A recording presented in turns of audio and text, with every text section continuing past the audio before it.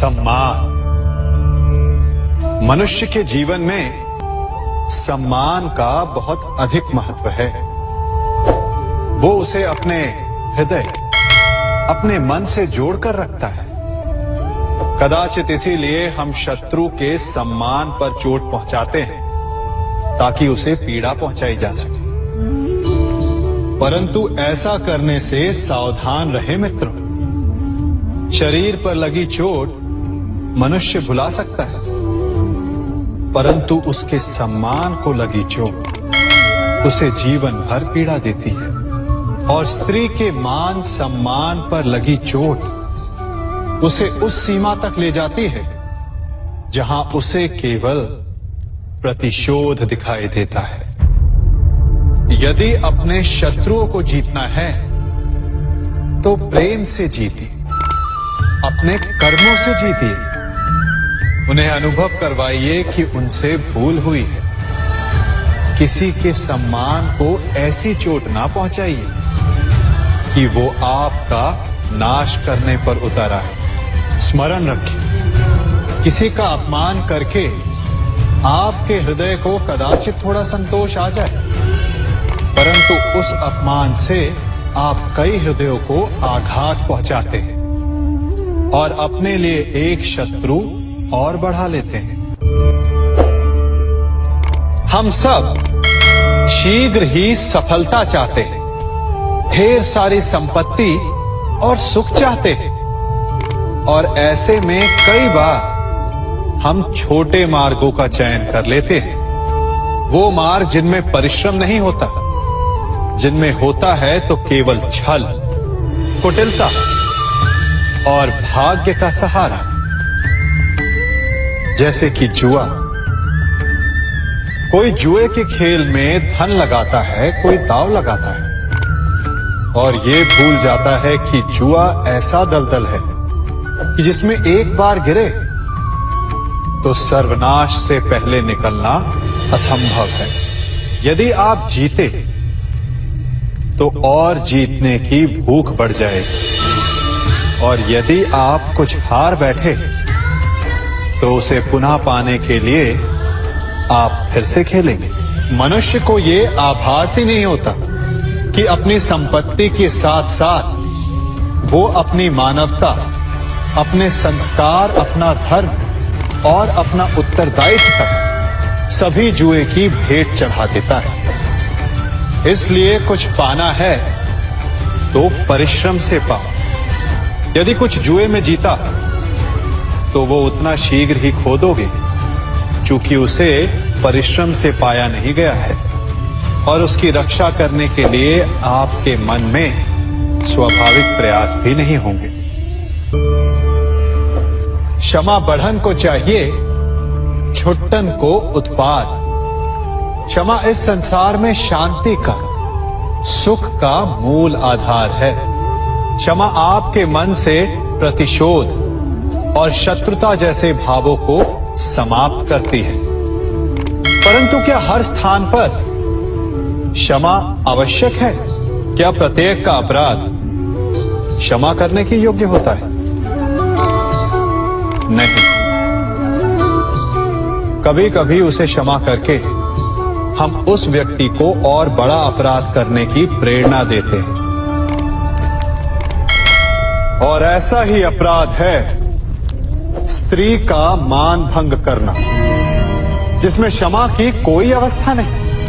यदि सिंह भूल से गाय के बछड़े का अखेट कर ले तो उसे क्षमा किया जा सकता है, परंतु यदि वो नरभक्षी हो जाए तो उसके केवल दो स्थल होते हैं, या तो पिंजरा या फिर मृत्यु की गोद। कुछ परिस्थितियों में क्षमा के स्थान पर दंड देना आवश्यक होता है, क्योंकि ये दंड का भय ही है जो लोगों को वो अपराध करने से रोकता है। संसार में सबसे बड़ा क्या है? अभिमान और बाहुबल, या विश्वास और आस्था? निश्चित रूप से बाहुबल के महत्व को नकारा नहीं जा सकता। मनुष्य अपने बाहुबल से पर्वत को मैदान बना सकता है, सागर सुखा सकता है, मरुस्थल में नदियां बहा सकता है, परंतु बाहुबल को सहारा होता है विश्वास का। यदि मन में विश्वास ना हो तो बाहुबल किसी काम का नहीं। वो कौन सा बल कि मोर आकाश की ओर ताकते हैं? वो विश्वास ही तो है जिसके कारण वर्षा होती है और दोनों की प्यास बुझती है। परंतु जब पाप के बाहुबल का सामना धर्म के विश्वास से होता है तो बाहुबल हार जाता है और जीतता है विश्वास। विजय होती है आस्था की। यदि आप सत्य के मार्ग पर चल रहे हैं और आप अपने इष्ट में आस्था रखते हैं तो किसी भी पापी का बल आपका कुछ नहीं बिगाड़ सकता। कभी सोचा है हमारा जीवन भी उस रेत की घड़ी की भांति है? जो रेत नीचे गिर चुकी है वो हमारा अतीत है, जो अब भी ऊपर है वो हमारा आने वाला भविष्य है, और वर्तमान ये संकुचित स्थल है जहां से धीरे धीरे करके रेत गिर रही है। अर्थात हमारे पास जीने के लिए यही एक क्षण है।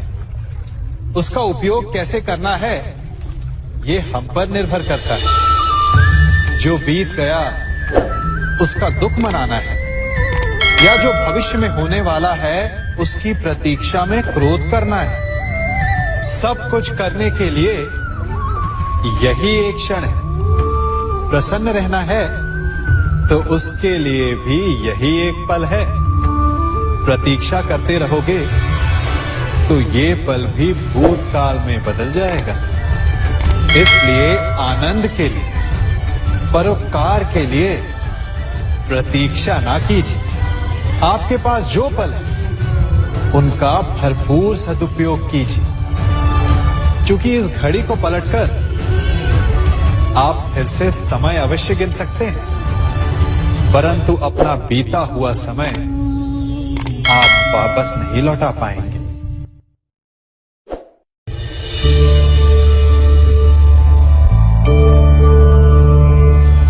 मनुष्य के जीवन में संतान का बहुत महत्व है।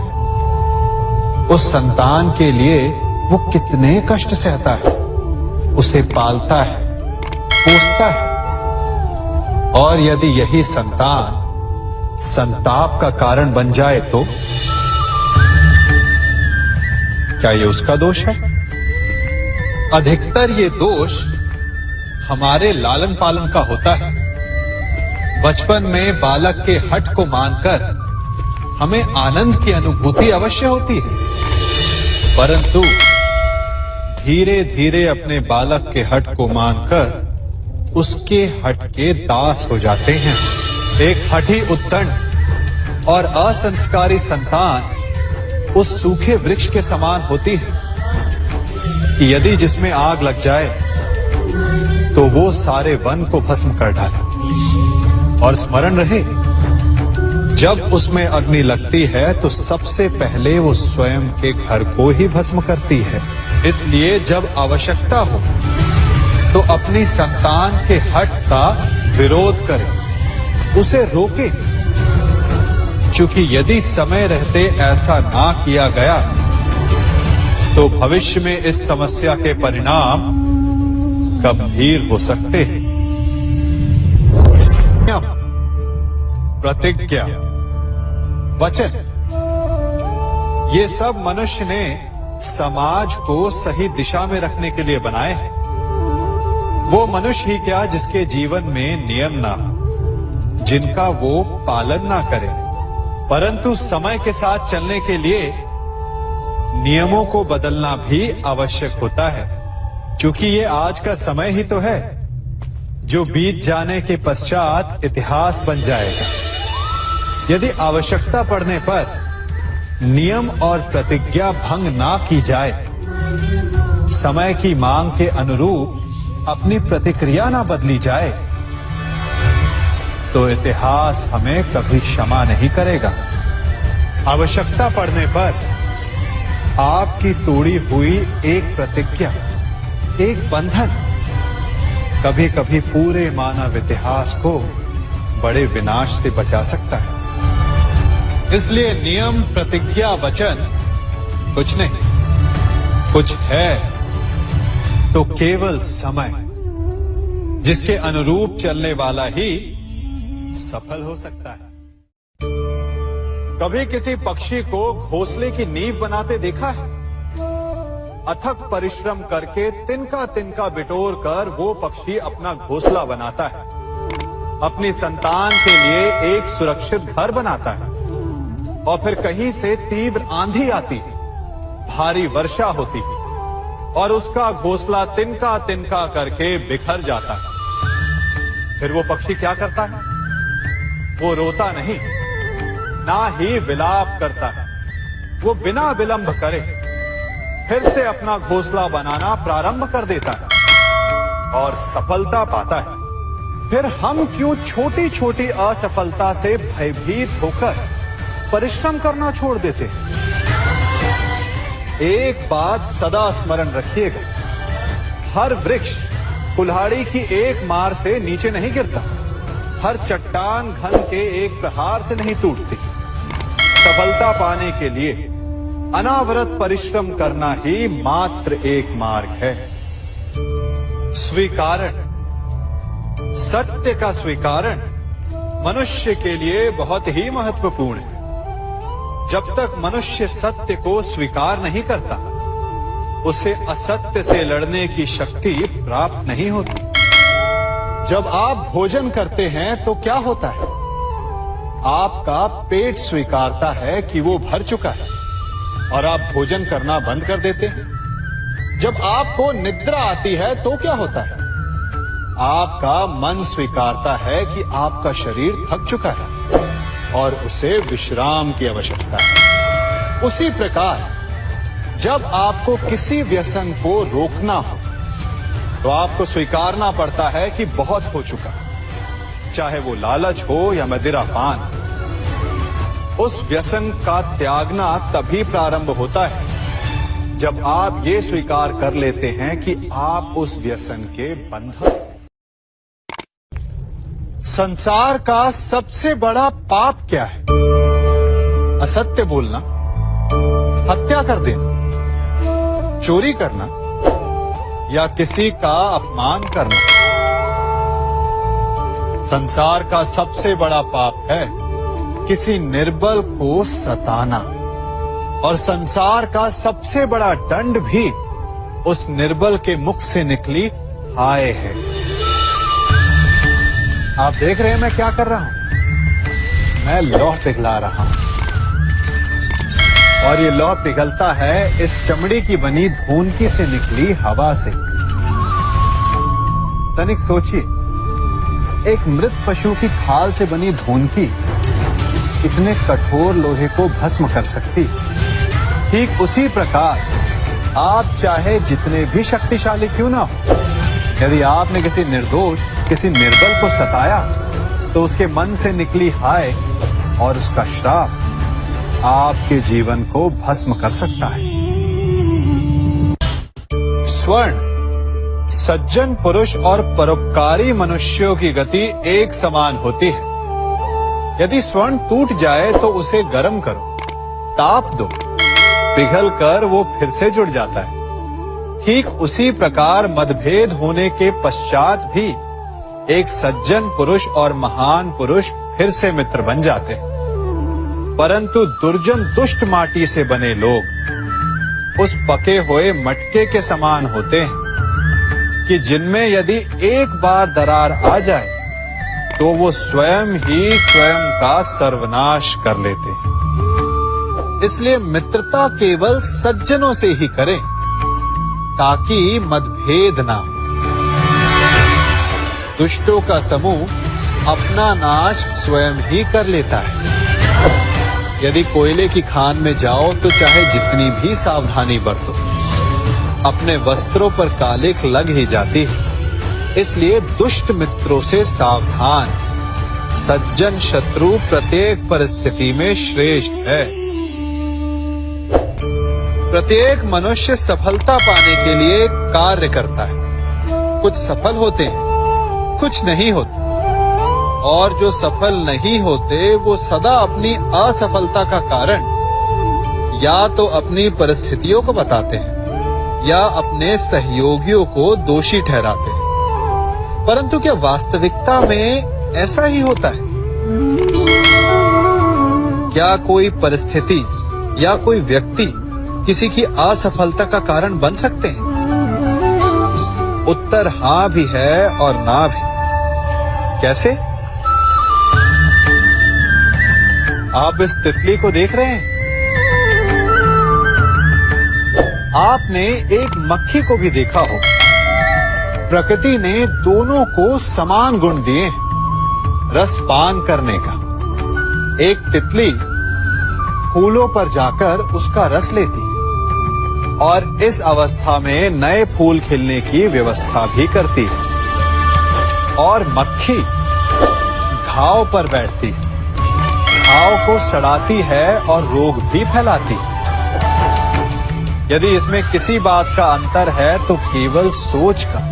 यदि आप उचित मार्ग चुनेंगे तो आपको सफलता मिलेगी, आप में उत्साह बढ़ेगा, और यदि आप अनुचित मार्ग चुनेंगे तो आपको असफलता मिलेगी, निराशा मिलेगी। अब उचित मार्ग चुनना है या अनुचित मार्ग, ये निर्णय तो आप पर निर्भर करता है। मनुष्य सदा भला बुरा, खरा खोटा, सत्य असत्य की बातें करता है। सत्य को अच्छा मानता है और असत्य को बुरा।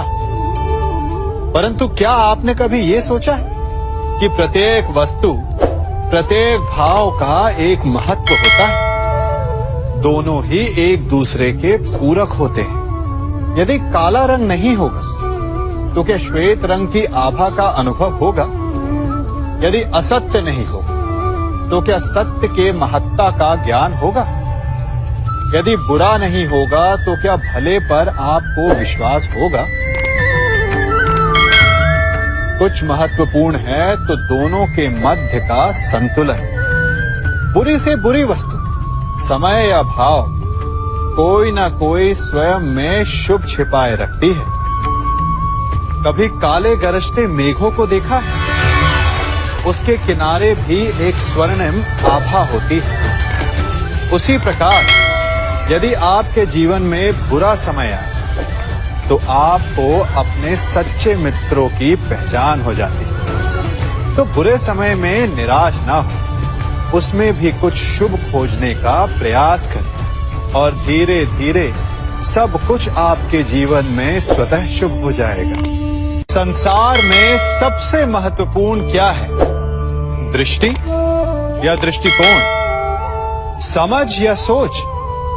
सामान्यतः मनुष्य की दृष्टि और सोच में अधिकतर वो वस्तु, वो घटनाएं, वो भाव श्रेष्ठ हैं जो हमें आनंद दें, और जो हमें आनंद नहीं देते उन्हें हम दुखदाई मान लेते हैं।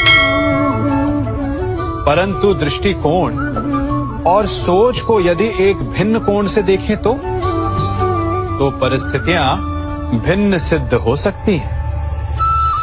जिस प्रकार भीषण गर्मी हमें सुहाती नहीं, परंतु वही गर्मी सागर और नदियों के जल को वाष्पित करती है और हमें मनोरम वर्षा का आनंद देती है, उसी प्रकार भीषण परिश्रम के पश्चात हमें सफलता मिलती है, इच्छा के पश्चात हमें हमारा लक्ष्य मिलता है। तो सदा स्मरण रखिएगा कि दुख और पीड़ा से भागे नहीं, क्योंकि यही भविष्य में आने वाले सुख का मूल है। जब भी आपने यात्रा की होगी तो अवश्य अपने मार्ग के आसपास कुछ रिक्त स्थान देखे होंगे, कुछ खेत देखे होंगे, कोई ना कोई भूमि का टुकड़ा अवश्य देखा होगा। कुछ स्थान ऐसे होते हैं जहां पेड़ लगे होते हैं, जहां माली बड़े प्रेम से उन्हें बोता है, उन्हें सींचता है। और कुछ स्थान ऐसे भी होते हैं जहां बिना माली के खरपतवार उग जाते हैं, कुछ अन्य पौधे उग जाते हैं। माली द्वारा उगाए वृक्ष हमें ठंडी छाया देते हैं, हमें फल देते हैं, ईंधन के लिए लकड़ियां देते हैं। और बिना परिश्रम के उपजित खरपतवार यदि कुछ करते हैं तो ये कि वो भूमि को बंजर बनाते हैं। हमारा मन भी रिक्त भूमि की भांति होता है। यदि अपने परिश्रम से उसमें सुविचारों के बीज डालोगे तो फलदायक विचार उपजेंगे, और यदि उसे रिक्त छोड़ दिया तो खरपतवार की भांति अनुपयोगी विचार आपके मन को अपना घर बना लेंगे, आपके मन को मैला कर देंगे, उसे बंजर कर देंगे। अब निर्णय आपका है कि आपको सुविचार देने वाला मन चाहिए या कुंठा देने वाला। क्या कर रहा हूं मैं? दर्पण में देख रहा हूं। आप लोग भी प्रतिदिन देखते होंगे, परंतु प्रतिदिन अपना मुख देखने के बाद भी उस पर लिखी एक बड़ी सीख देखना भूल जाते हैं। अब आप कहेंगे कैसी सीख? तो जाइए एक बार फिर से दर्पण के सामने जाइए और मुख खोलकर देखिए, क्या दिखेगा? दंत पंक्ति और जीभा, है ना? अब विचार कीजिए, दंत जन्म के पश्चात आते, एक नहीं 2 बार आते, परंतु मृत्यु से पूर्व नष्ट हो जाते हैं। और जीभा जन्म पहले से होती है, परंतु मनुष्य के मृत्यु के पश्चात भी उसके अस्तित्व में रहती है ना? आश्चर्य की बात। दंत कठोर होते हैं, जीभा कोमल, परंतु फिर भी दंत नष्ट हो जाते हैं, जीभा नहीं होती। यही रहस्य है कि हठी और कठोर लोग शीघ्र नष्ट होते हैं, और कोमल लचीले आवश्यकता के अनुसार स्वयं में परिवर्तन ला सकने में सक्षम लोगों का ही अस्तित्व रहता है। अर्थात परिस्थितियों के अनुसार स्वयं को लचीला बनाना सीखिए और आपका जीवन सरल हो जाएगा। संबंध एक सहारा होता है जीवन का, और संबंधी वो होते हैं जिनसे आवश्यकता पड़ने पर सहायता मांगी जा सके, जिन पर विश्वास किया जा सके कि बुरे समय में वो हमारे काम आएंगे। कभी ऐसा भी हुआ होगा कि आपके पास कोई सहायता मांगने आया, या ऐसा भी हो सकता है कि आप किसी के पास सहायता मांगने गए हों। परंतु प्रश्न ये उठता है कि क्या केवल किसी के मंतव्य में उसकी सहायता इसीलिए कर देनी चाहिए क्योंकि वो आपका संबंधी है? अब आप कहेंगे कि ये कैसा प्रश्न हुआ? तनिक सोचिए, एक अस्त्र बनाने वाला जब अस्त्र बनाता है तो ये अस्त्र किसको देना है उसका अधिकार उसी के पास होता है। वो चाहे तो ये अस्त्र किसी को भी दे सकता है, वो एक सैनिक को भी दे सकता है या एक डाकू को भी, और यही अस्त्र 2 भिन्न कार्य कर सकती है। यदि डाकू के हाथों में आ गई तो उसका भय दिखाकर वो लोगों को लूटेगा, निरपराधों का रक्त बहाएगा। सहायता करने वाले की भी अवस्था ऐसी ही होती है। इसलिए किसी की सहायता करने से पूर्व ये विचार कर लेना आवश्यक है कि किसे क्या, कब और कितनी सहायता देनी चाहिए कि उसका दुरुपयोग ना हो। यदि आपकी सहायता से कोई अधर्म हुआ तो उसके उत्तरदायी आप ही होंगे। जीवन में कई बार ऐसे अवसर आते हैं कि आप लोगों से मिलने जाते हैं और उनसे कुछ आकांक्षाएं भी रखते हैं, और कई बार जीवन में ऐसे अवसर भी आते हैं कि लोग आपसे मिलने आते हैं। इसलिए अतिथियों का सम्मान करने से पूर्व सदा कुछ बातों को स्मरण रखना आवश्यक होता है। यदि कोई आपके पास मिलने आता है तो उसके 3 कारण हो सकते हैं। पहला कारण होता है भाव, दूसरा अभाव और तीसरा प्रभाव। तो जैसा अतिथि उसको वैसा ही सम्मान दे। यदि आपके पास कोई भाव से आए तो उसे केवल आपका प्रेम चाहिए, आपका सानिध्य चाहिए। और यदि कोई अभाव में आया तो उसकी उतनी सहायता अवश्य करें जितना आप करने में सक्षम हो, परंतु इतनी अधिक भी ना करें कि वो उस सहायता का दुरुपयोग कर बैठे। और यदि कोई प्रभाव में आया तो स्वयं पर अभिमान ना करें, क्योंकि कभी ना कभी जीवन में आप भी भाव, अभाव और प्रभाव के चक्रव्यूह में फंस सकते हैं।